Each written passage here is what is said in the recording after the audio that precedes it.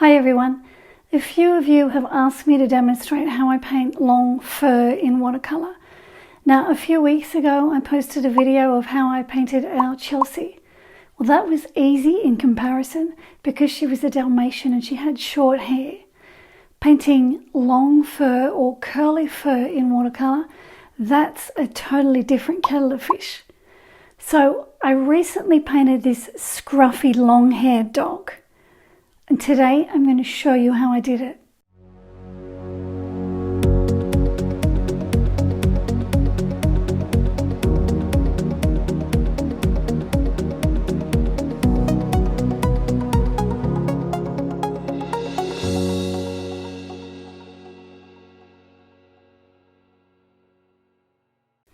Painting long fur in watercolour is no easy feat. Unlike using acrylic or oil paint, we watercolourists don't have the ability to paint over any mistakes that we might make because the paint is just simply too transparent. So when I first start painting fur, I blur my eyes when I look at the reference photo and I try to see all the main shapes that the fur is creating. And that's what I start with. I remember my drawing teacher would always say, we must work from broad to specific. So that's how I approach painting long fur in watercolour. I try to work from the broad to the specific. So I'll demonstrate bits and pieces of this painting here for you in this video. The full-length version of this class, including the reference photo and the line drawing, is available on Patreon. The link to find out more is listed in the description, and so are the paints and brushes that I used. I need some grey to start painting the dog, so I'm going to mix some grey up with some ultramarine blue and a touch of burnt sienna. And I'll just mix the two colours together, and that just gives me a nice grey that I like to use. If I need it to be warmer, I'll add more of the burnt sienna, or if I want it to be cooler, I'll put more of the ultramarine blue into it. So before I start, I want to make sure I've got all my paints ready as well because I'll be dropping in colours onto the wet paint. So I've got the grey ready. I'm going to get some Winsor violet and I'll also have some burnt sienna ready. So I'm just going to wet the area under the eye with some water. I'm using my Casineo brush, the large one, because I don't want to start working too specific at this stage. I want to keep everything broad and loose. So I can see a sort of a grey shape underneath that eye. It's got a little light piece of fur coming into it, which I'm going to try and reserve because I quite like that. So I'm just painting on the damp paper, and the reason I dampened it was because I wanted to be able to take my time. I didn't want to have to rush. And I also want to drop in those other colours while the paint's wet. So the water just gives me more time to do all that. So I can flick little flicks with my brush down onto the dry paper. But the main area where I'm working is wet. Or damp. It's not sopping wet, it's just nice and damp.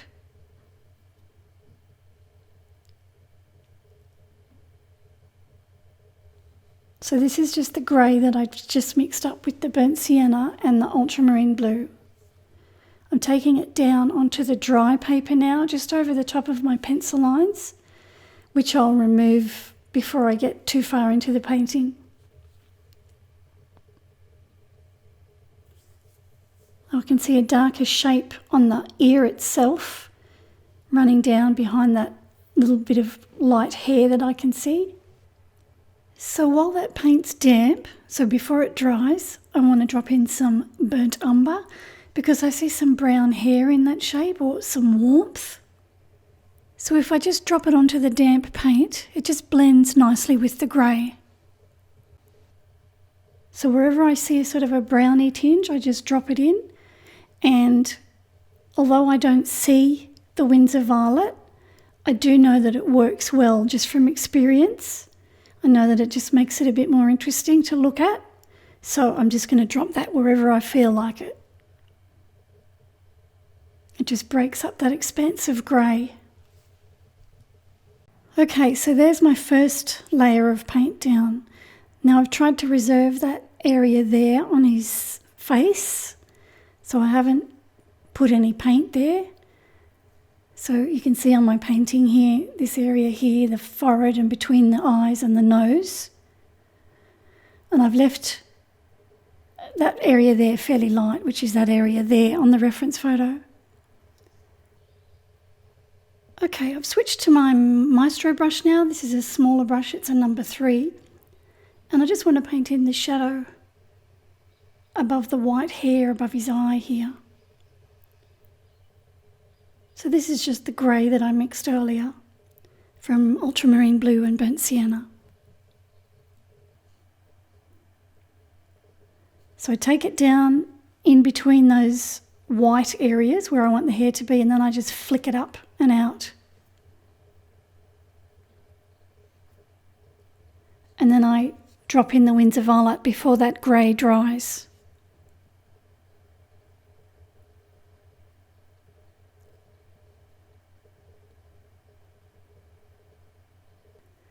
So you can see how I'm trying to paint around those 3 clumps of white hair that are coming over the eye area there. I'm just painting around them. I'm looking at the area behind the hair and just trying to paint in that colour there, which I will darken later, but I just want to get a light coverage on it at the moment.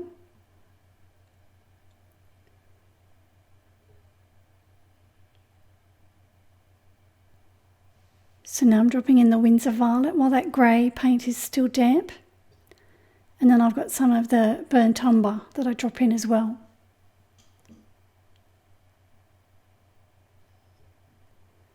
So I'm going to bring these lighter hairs off the side of the head here. I won't be painting the background, so therefore I have to put a bit of colour on them, otherwise you won't see them. If I was painting the background, I could just sort of paint around them and paint the background, and then the white of the paper would show through. So that was a bit of burnt umber on there.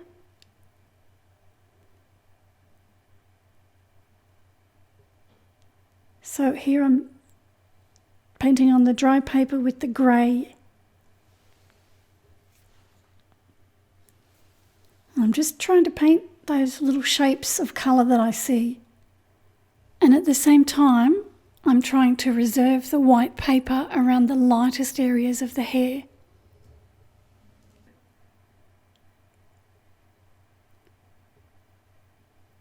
I can see that little curl there coming back onto his head that I want to try and paint. So I can't paint all of the hair.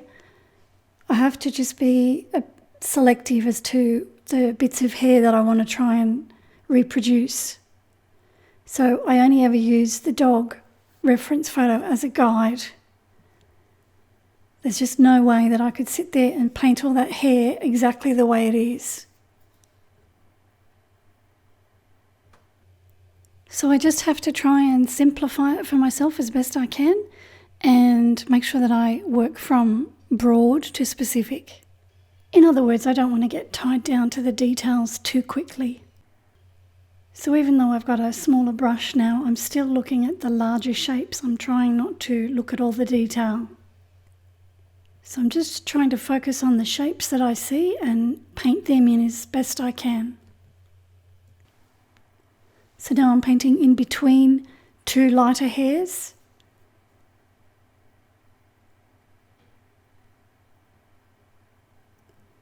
And then I can just drop the other colours onto those areas before they dry. So this is just the burnt umber again.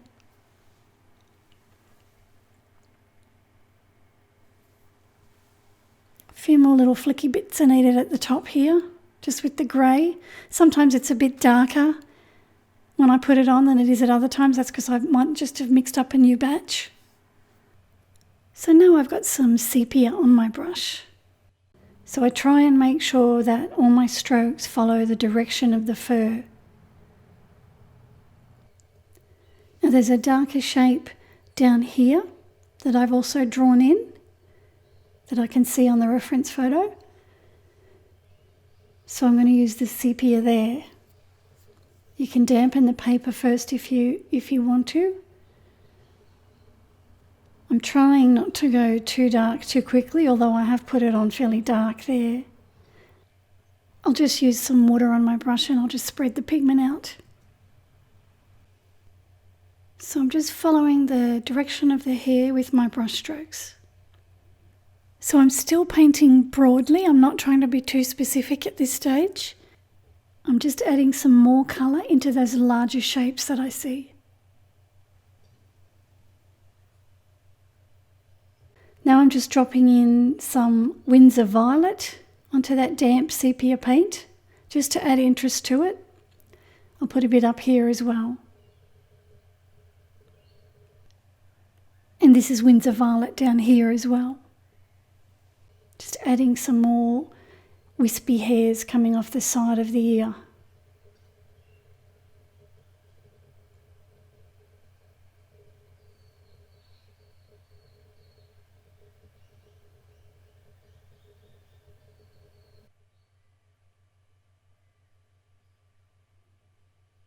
So I just want to put some Winsor Violet onto that lighter hair that I see coming down off the side of his nose.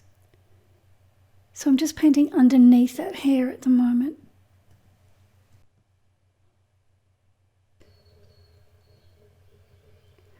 So there's no way that I could possibly paint all those hairs exactly as they are. I've just got to try and just, as I said earlier, just use the reference photo to guide me.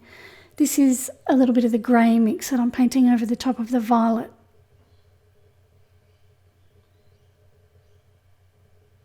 So a bit more of the grey here as well.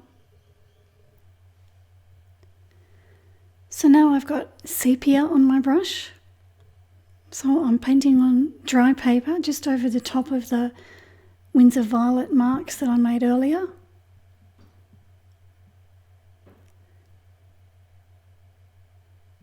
So here I'm trying to bring in this darker area here on the ear. If you just have a look at the reference photo, you can sort of see a darker shape here.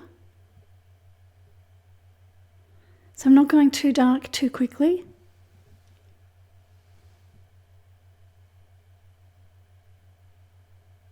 So this is sepia, but it's been watered down a touch so it's not so dark. Now I've got some Payne's Grey. I'm just painting over the top of the sepia. It's just slightly damp. I haven't dried it or anything. So there's hair going in lots of different directions on this dog.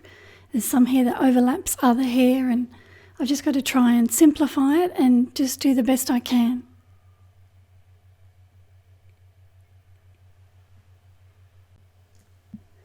Okay, so moving up above the eye here, just putting a bit of water there. This is the grey mix, so the mix of ultramarine blue and burnt sienna.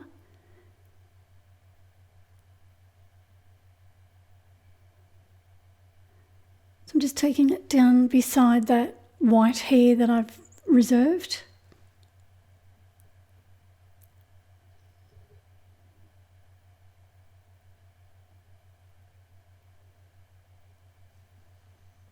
Now I've got some of the burnt umber. I can see a sort of a darker area just there on the reference photo.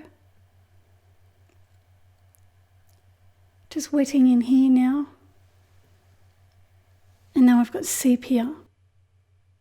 And you can see this shape here on the reference photo that I'm just trying to paint.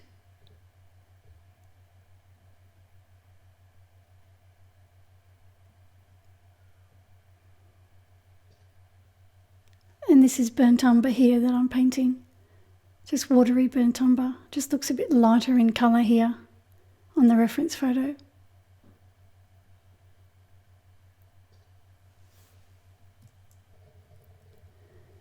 So now I've come back to the grey mix. It's got a bit more of a blue tinge to it. Must have put a bit more ultramarine blue into it. And I'm just reinforcing these areas, so just darkening them slightly. They're already there. I'm just painting over the top and just adding a few more hairs now. Okay, so you can see I've jumped ahead, and what I'm doing now is I'm working a bit more specific. So I'm adding detail into the shapes that I created earlier. So the larger shapes that I created between the lighter hairs have now got some detail inside them. So I'm just deepening the colours at the moment. I'm just using some burnt umber and some sepia in those areas. I'm painting on dry paper. And this is the part of the painting that I enjoy the most. This is when I can come in and add the final details and really bring the subject to life. I'm no longer looking at my reference photo, I'm just working with what I've got on the paper here. So I'm not trying to create more hair, I'm just working within the areas that I've got and just trying to add some detail into them. So here I've got quite dark sepia. I'm just painting over the darker areas that I've already painted. And I'm using it sparingly, I'm not putting it everywhere. And as I said, I'm no longer looking at the reference photo, I'm just working on my painting. I've shut my iPad, it's not in sight anymore. Painting fur, particularly long fur in watercolour, is probably one of the most difficult things to paint. We don't have the luxury of painting over our mistakes like acrylic painters and oil painters can. When you work in acrylic paint or oil paint, you can just keep layering and layering and layering until you're happy with the way it looks.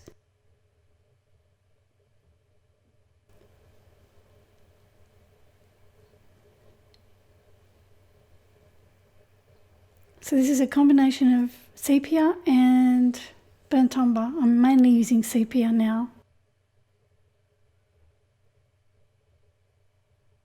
Some areas I'm coming quite dark with it. And I'm trying to retain the lighter areas.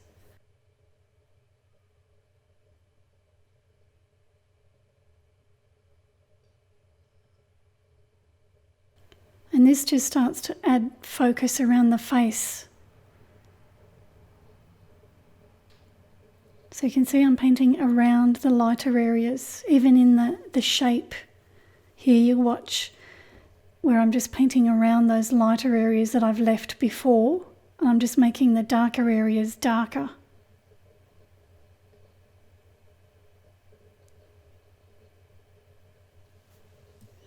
So here I've switched back to my maestro brush and I'm just washing a watery burnt umber over the top of this shape here, just to push it further back into the ear, just so it doesn't look like it's coming forward.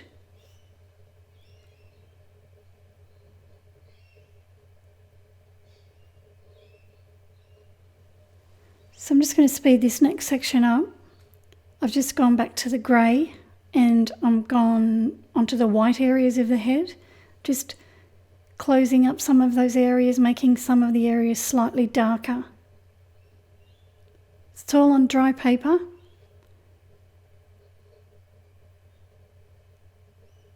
So you can see I'm just sort of thinning down the clumps of hair so they're not quite as thick and chunky as they were. So here I'm painting with white opaque watercolour paint, and I'm just adding some length to some of those white hairs. So all the white hair you see on the dog is just the white paper showing through, and all I'm doing is using the white opaque paint just to add just a bit of length to some of them and just dragging that colour into the darker areas of the painting.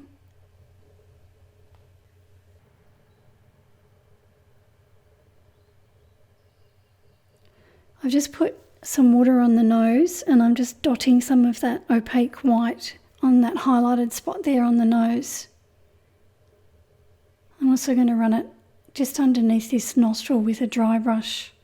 So there's hardly any paint on my brush at all, I'm just dry brushing it on. So there's my finished painting. And as I mentioned earlier, the full version of this tutorial, including the line drawing and the reference photo, is available on Patreon right now. Thank you for watching. I hope this video was helpful to you. Please share it with your painting friends if it was, and don't forget to subscribe, and I'll see you in the next tutorial.